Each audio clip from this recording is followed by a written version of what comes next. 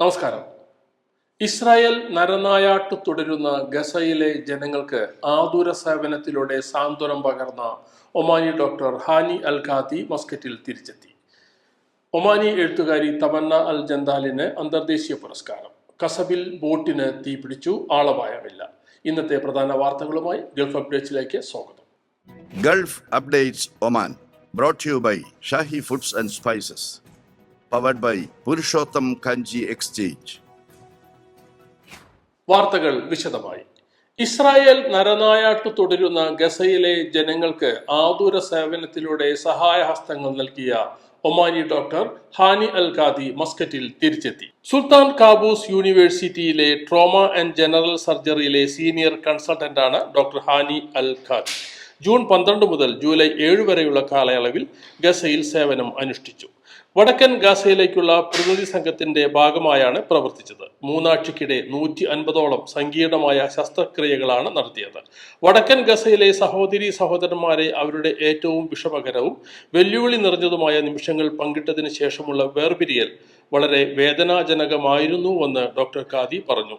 സന്ദർശനത്തിന്റെ ഭാഗമായി ഗസയിലെ ഇസ്ലാമിക് യൂണിവേഴ്സിറ്റിയിലെയും അൽ അസ്ഹർ യൂണിവേഴ്സിറ്റിയിലെയും മെഡിക്കൽ വിദ്യാർത്ഥികൾക്ക് അടിയന്തര പരിക്ക് വിലയിരുത്തുന്നതിനും ചികിത്സാ തത്വങ്ങളെക്കുറിച്ച് പരിശീലിപ്പിക്കുന്നതിനും ഡോക്ടർ ഹാനി അൽ ഖാദി നേതൃത്വം നൽകിയിരുന്നു. ഒമാനി എഴുത്തുകാരിയും കഥാകാരിയുമായ തമന്ന അൽ ജന്താലിനെ മൊറോക്കോയിൽ നടന്ന അന്താരാഷ്ട്ര സ്റ്റോറി ടെല്ലിംഗ് ഫെസ്റ്റിവലിൽ സ്വർണ്ണമെഡൽ നൽകി ആദരിച്ചു. ആകർഷകമായ കഥകളിലൂടെ പ്രേക്ഷകരെ അത്ഭുതപ്പെടുത്തുവാൻ കഴിവുള്ള പ്രഗത്ഭരായ കഥാകാരന്മാർക്ക് വേണ്ടിയാണ് ഫെസ്റ്റിവൽ സംഘടിപ്പിച്ചത്.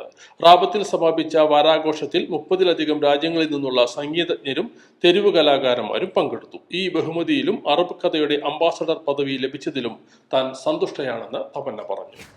ഒമാനിലെ ആദ്യത്തെ കാറ്റാടി പദ്ധതിയായ ദോഫാർ വിൻഡ് പവർ 5 വർഷം പൂർത്തിയാക്കുന്നു. പദ്ധതി വൈദ്യുതി ഉൽപാദന രംഗത്ത് നാഴികക്കല്ലായി മാറുകയാണ്. 50 മെഗാവാട്ട് ഉൽപാദനക്ഷമതയുള്ള കാറ്റാടി പദ്ധതിയിൽ നിന്ന് ഏകദേശം 5,22,423 മെഗാ പവർ വൈദ്യുതിയാണ് ഉത്പാദിപ്പിച്ചത്. ഈ മികച്ച വൈദ്യുതി ഉൽപാദനം കാറ്റാടി യന്ത്ര പദ്ധതിയുടെ ഉൽപാദനക്ഷമത മാത്രമല്ല, ഇത്തരം രൂപത്തിലുള്ള വൈദ്യുത പദ്ധതിയുടെ സാധ്യതകൾ കൂടിയാണ് വ്യക്തമാക്കുന്നത്.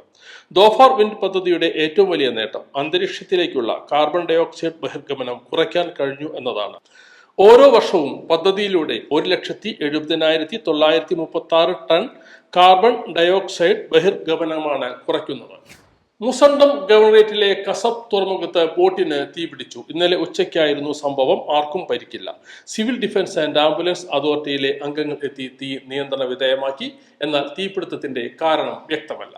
മസ്കറ്റ് KMCC മലപ്പുറം ജില്ലാ കമ്മിറ്റിയുടെ ആഭിമുഖ്യത്തിൽ അന്തരിച്ച മുസ്ലിം ലീഗ് നേതാവ് AP ഉണ്ണികൃഷ്ണൻ അനുസ്മരണം സംഘടിപ്പിച്ചു. ഓർമ്മകളിലെ ഉണ്ണിയേട്ടൻ എന്ന പേരിൽ സംഘടിപ്പിച്ച പരിപാടി മസ്കറ്റ് KMCC കേന്ദ്ര കമ്മിറ്റി സെക്രട്ടറി അഷറഫ് കിണവക്കൽ ഉദ്ഘാടനം ചെയ്തു. മുസ്ലിം ലീഗ് രാഷ്ട്രീയത്തിനും ദളിത് ശാക്തീകരണത്തിനും മികച്ച സംഭാവനകൾ നൽകിയ നേതാവായിരുന്നു AP ഉണ്ണികൃഷ്ണൻ എന്ന് അനുസ്മരണ പ്രഭാഷണം നടത്തിയ അഷ്റഫ് പൊയ്ക്കര അനുസ്മരിച്ചു. വാഹിദ് ബർക്ക അധ്യക്ഷത വഹിച്ചു. കേന്ദ്ര കമ്മിറ്റി നേതാക്കളായ മുജീബ് കടലുണ്ടി, ഷമീർ പാറയിൽ, PAV അബൂബക്കർ തുടങ്ങി വിവിധ ജില്ലാ ഏരിയ നേതാക്കൾ അനുസ്മരിച്ച് സംസാരിച്ചു. നജീബ് കുനിയിൽ സ്വാഗതവും ഫിറോസ് പരപ്പനങ്ങാടി നന്ദിയും പറഞ്ഞു. മബേല ഏരിയ KMCC അംഗങ്ങൾക്കായി മികച്ച ആരോഗ്യ സേവന ആനുകൂല്യങ്ങളുമായി അൽ സലാമ പോളിക്ലിനിക് നൽകുന്ന VIP ഹെൽത്ത് പ്രിവിലേജ് കാർഡ് വിതരണ ഉദ്ഘാടനം നിർവഹിച്ചു.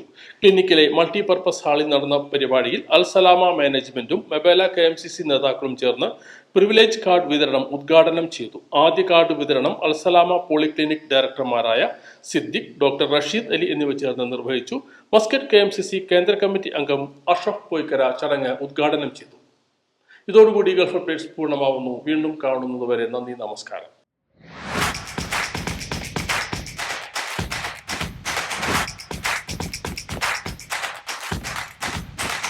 Gulf Updates Oman brought to you by Shahi Foods and Spices, powered by Purushottam Kanji Exchange.